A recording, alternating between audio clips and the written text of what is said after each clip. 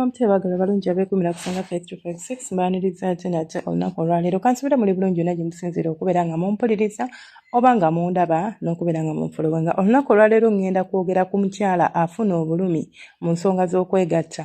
Bwe kituuka ku mukyala okubeera ng'olumizibwa waliwo ebintu bingi ebireetera omuntu okubeera ng'alumizibwa nga beegatta oba nga weegasse n'omwami wo. Abamu oluusi mulina conditions ezibaleetera embeera eyo but mainly ngenda focusinga ku mukyala nti gwe omusajja bw'aba akuli munda ng'omuwulira nti akuze na ayina ebifo byahiitingako n'owulira pain oba n'owulira nga you are not feeling comfortable n'owulira nga ayina waakoona nga teweewulira bulungi nga tebikunyumira. Kubanga kyemanyi omukazi ena experiencinga okwepimpina okulimu obulumi tosobola kuŋŋamba nti oba onyumirwa unless that is your way of things. But webanga ebintu bye bino ebiri gento, sorry about that, ebiri gento kizibu nnyo okuwulira bulungi okunyumirwa okubeera ng'oluusi osamula oba otuuka ne ku ntikko nga omwagalwawo buli bwakuyingira ate owulira obulumi. Tugambe nti omukazi olinza okubeera nga ggwe oba nga towulira bulumi naye nga tolina ky'ofiiringa. Nkugamba omusajja ne bwe nkyusaako senga nagezaako ne nkyusaako ne neebakako n'omulala naye siwulira.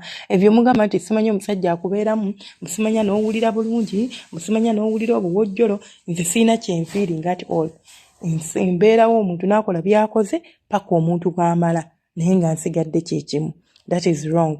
Okwepimpina kuyina okunyuma, olina okuba ng'ofiiringa buli kimu kyekikuleetera okusamula kubanga tosobola kusamula oba kuyiwa naaga amazzi ge mwegomboyiwa nga toliiwo nga tobirina ky'owulira gw'omuntu omulaba nti akuliko abuuka bw'akuddako bw'agamba katekyuka katekyusaamu naye nga tewali ky'ofiiringa. Sometimes oba wanaabinga oba ng'omuntu eyasannyalala nti ebitundu bye eby'omunda mu muwaatwa gw'emmana tebirina kye biwulira byasannyalala. Tubikwasaganya tutya okubizza engulu era gwawulira obulumi nga bakkoonye mu bifo ebyo osobola otya okuovakaminga pain eyo. Nawe n'obeera ng'onyumirwa okwepimpina, nawe n'obeera ng'onyumirwa ensonga z'okwegatta. Techniques zino ze ngenda okugabanako nammwe omusajja asobola okuyambako zituukiriza oba nga ggwe omuntu nannyini mana ne bweyambayamba n'obeera ng'osobola okutereeza embeera eno n'ogiyitamu bulungi nnyo. Kubanga teri kintu kinyuma oba teri kintu kiwooma nga kubeera nga weegatta n'omusajja naye nga omuwulira okuva ku A paka Z. Ate teri kintu kimala mukazi maanyi mwetamya kwepimpina kubeera nga akimanyi nti siina kyenfunamu. Just nteekawo magulu oli n'akola by'akoze oba sikyo buli bwannyingira mpulira obulumi like sinyumirwa wabula bimpa bulumi obeera nga ggwe wandibadde obinyumirwa obukosi nedda so kinyiiza kitama.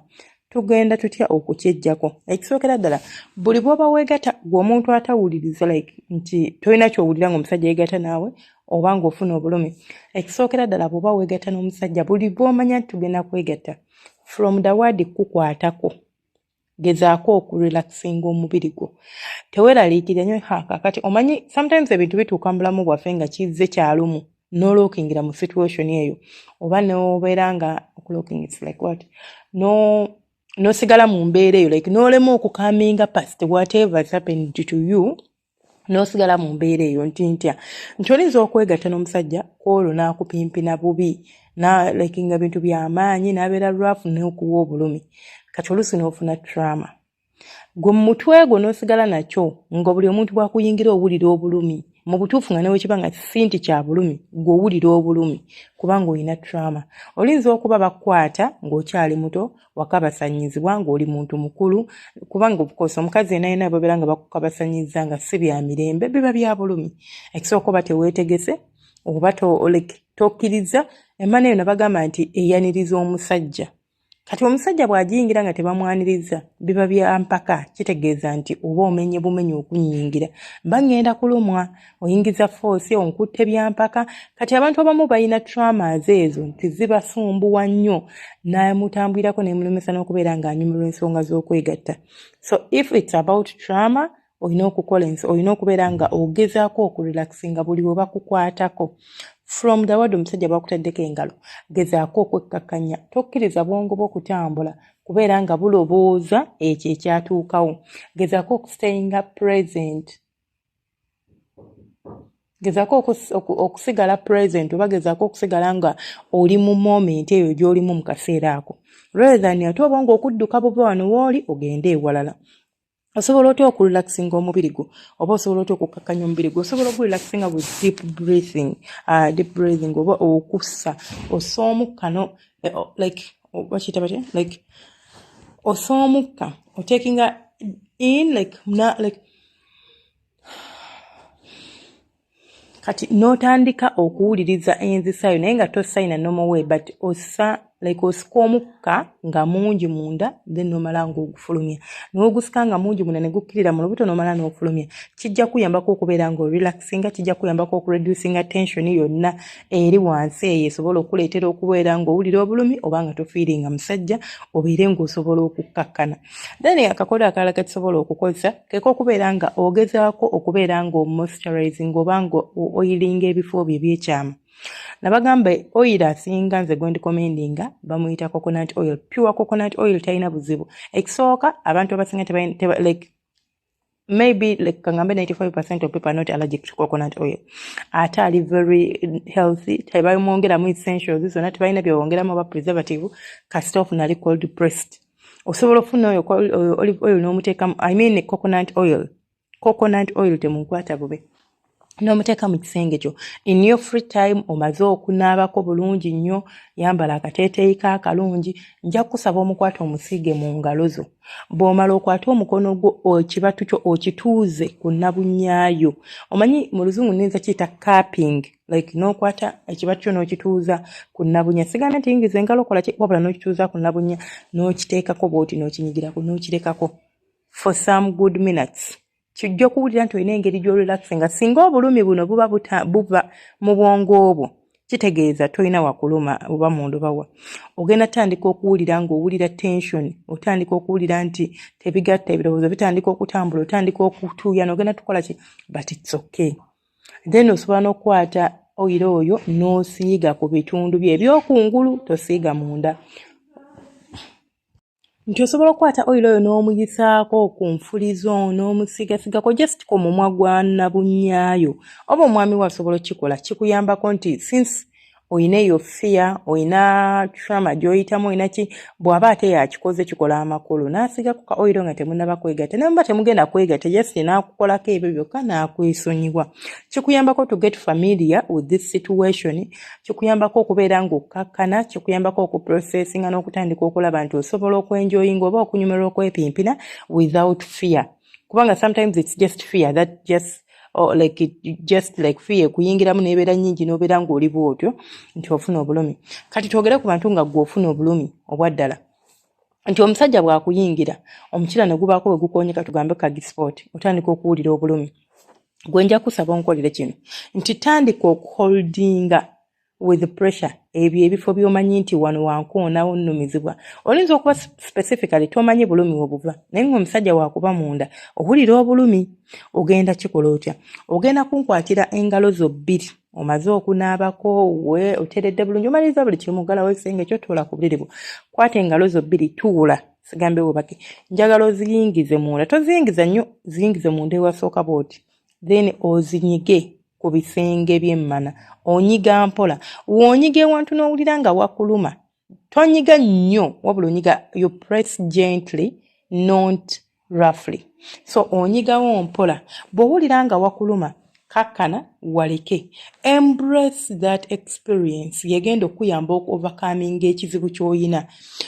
bw'otya akankugereze nti omuntu bw'obanga oyina ekizibu oyina ebbwa nga likuluma ebbwero nga toyagala balikwateko livunda era obulumi bweyongera era osigala n'obulumi bwo okumala ebbanga tolinza okuwunzika ng'ovundidde ddala nga towonye naye ate bw'okkiriza ne balikwatako ne balyoza ne baliteekako eddagala ne badressinga ekiwundu kyo n'enkya ne bakola kyekimu omala n'omanyiira era n'owona si bwe guli.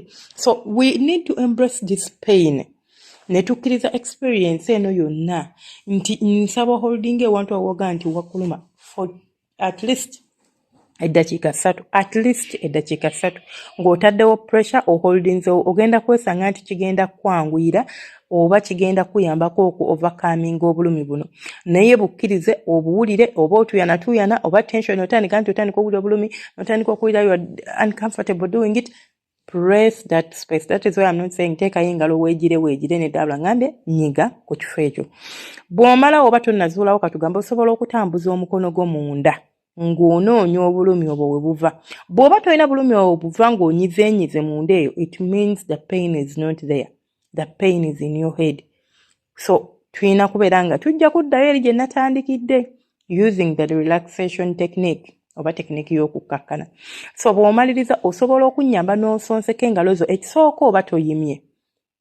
Abakazi abasinga naddala abalina ebizibu nga bino tebamala gayima nti wagenda kwekwatako ddakiika emwasa ayime. Si bwe gutyo bwe guli. Omukazi alina pain mu kwepimpina, omukazi like ata feeling mu nsonga za kwepimpina tamala gayima. Kitegeeza oba toyimye emmana yeeba eri ku lengisi eri nomo oba eya bulijjo nga toyimye. Tinnabunye ebeera mu lengisi nga 2.7 oba 3 inches nga toyimye, which is olugalo lwa wakati lusobola otuuka ku mumwa gwa nnabaanayo. Kati nja kusaba osembeze ddala paka ku cervix, kubanga oluusi obuzibu buva ku cervix nti abantu abasinga abeerako na ku mumwa gwa nnabaana nga nawo wamuviiramu obulumi.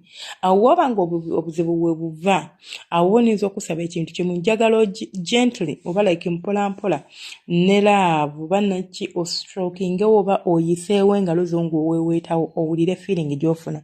Bw'oba wakuluma then tonyigaawo, wabula njagala oteekewo omukono gwo gently, tonyigaawo. Kubanga kugambe sooka obeere ng'ayisaawo omukono nga oyisaawo mpolampola, kubanga woba oyisa mpolampola ku mumwa gwa nnabaana tolina kuwulira bulumi, olina kuwulira bwagazi. Bw'onyigawo awo obulumi bubukola ki? Bubuviira. So sigenda kusaba nti awo nyigawo, wabula ogenda kumanya nti singa oba n'omusajjawo ng'ensonga zino abadde azimanyiiko, this is where open communication wejjira. Ajja kuba talina kuzina ng'akumaliramu. Sitegeeza kusammula, ntegeeza okumala like okuyingiza omukira gwe n'agumalirayo gwonna. Alina okubeera nga buli omubeera mu nsonga z'okwegatta yeepimira n'abeera nga takoona nnyo ku mumwa gwa nnabaana kuleetera bulumi. Kubanga omumwa gwa nnabaana ogwo lwaki ngambye togunyigaako? Guliko eruusi obuzibu obubeera, olinza okuba olina ebizimba oba ng'obulumi buno obuyina because of oyina babuyita seats, like bubeeranga buzimba butini, bubeeranga busaaka, like bubeeranga bolaba obuzimba obubeeramu amazzi, katugambe oyidde n'ozimba katini bw'oti ne kajjamu amazzi. So saagala onyigewo kuleeta ate ki bizibu. So osobola ogendako ne muddwaliro ne bakeberako, but if they tell you nothing of that sort, then ojja ku applying obukodyo buno mpolampola, ojja kulaba nga naawe otandika okunyumirwa, naawe otandika okufiiringa omusajja. Kiri ekyokunyiga points zino ze tunyiga. Tujjawo bulumi buliwo, oba si kyo oba nga tolina bulumi nga gwe tolina kyofiiringa, tuzuukusa ebifo bino. Nti bw'okinyiga n'okiteekamu omukono for 3 minutes, kitandika okuwulira nti waliwo ekintu ekiriwo. Then ogenda okikola leero n'enkya ne luli. Teweerabira ka oilo kaffe kanene kalungi nnyo, karelaxinga ekitundu kye ekyekyama, kakkakkanya embeera. Ate naawe ng'omuntu ne kakuleetera okubeera nga owulira nti oli seefu, kubanga ebiseera ebisinga mubeera bakalu. Ekyo nakyo kizibu kiri awo. Omuntu atafiiringa musajja abeera mukalu, kubanga ekisooka ogenda kuyima oti otoba amazimbo mbunabonye ebeere ngerimu amazzi, tekisoboka. Awulira obulumi, obeera olina fear, obeera olina anxiety, olina stress because of the pain that comes along n'okwepimpina. Omusajja olukugaa nti tugenda akukwatako nga n'otandika okuloboza ku lumi bw'ogenda okureceivinga, ebinywa ne byesiba, amazzi ne gagaana okujja, agasoose okujja ge gogwokomako. So ka oilo kano kakuyambako okubeera ng'orelaxing moisturizing ekitundu kye ekyekyama n'obeera ng'otereera. Omukama abankuumire mubeere bulungi, temujjanga okwo. Mbagala nnyo bantu bange, tusinkana ate omulundi omundi alabe. Mbasabira kubeera nga mutereeramu abalina ekizibu kino. Osobola okugambako omwami w'okuyambako, oba osobola okyetuusaako, oba okyekolera ggwe nga ggwe. It depends whichever makes it easier for you. Abampulira mwena mbatumidde, abanjagala mbaagala nga bwe munjagala, abasharing nga mukola kyatenda balayikinga. Omukama y'abasinga bansasulira. Mwenna whatever contribution you guys make, I appreciate it. Obudde bwammwe ababeera ku lives, I know these days kyakola new lives, but anytime soon tugenda kuddamu okubeera nga tukola lives zaffe ku TikTok ne ku YouTube. Ndowooza I think next week Friday tujja kuba tukola live inshallah. tujja kuba tuddamu okubeera nga tukola live zaffe nga tutandikira ddala.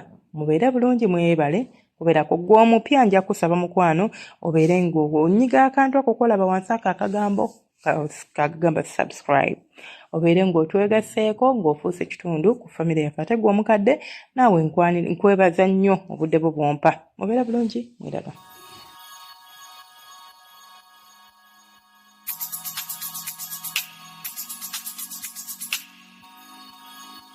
Yeah, yeah.